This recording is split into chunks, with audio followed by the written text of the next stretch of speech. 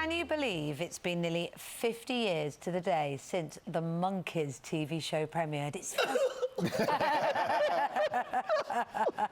Lead singer and drummer Micky Dolenz is here, and just the emotion, Micky. 50 years. 50 years is incredible, huh? 50 years ago, it seemed to be such a huge show, and it was repeated so much. I think it's hard to forget. It was actually only on TV for 2 years. Yeah, well, in those days you did 26 episodes a year. So in the States now they only do 8 or 10. So now it'd be the equivalent of about 4 years or 5 Wow, back then.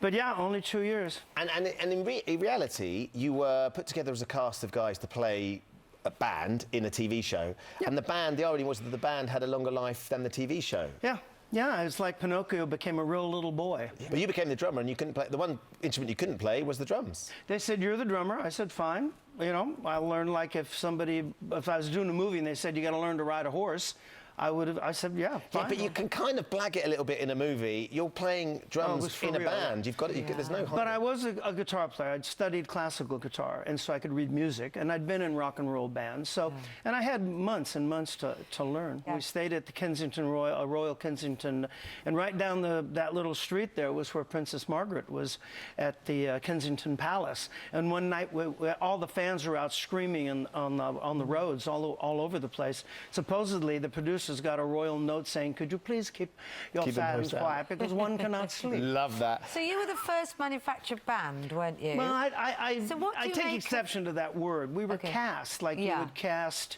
any television show or Glee. You wouldn't call Glee a manufactured Glee club. No. It's the cast of a show, like a musical. The Monkees was like a musical on television, you know, and we were cast, auditions, and singing and dancing, and but back 50 years ago, that would never been heard of.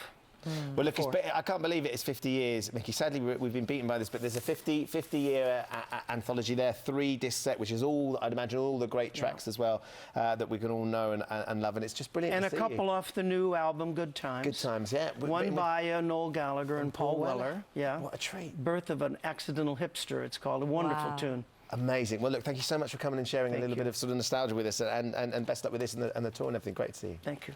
Are you fearing the onslaught of the big 7-0 as a rocker?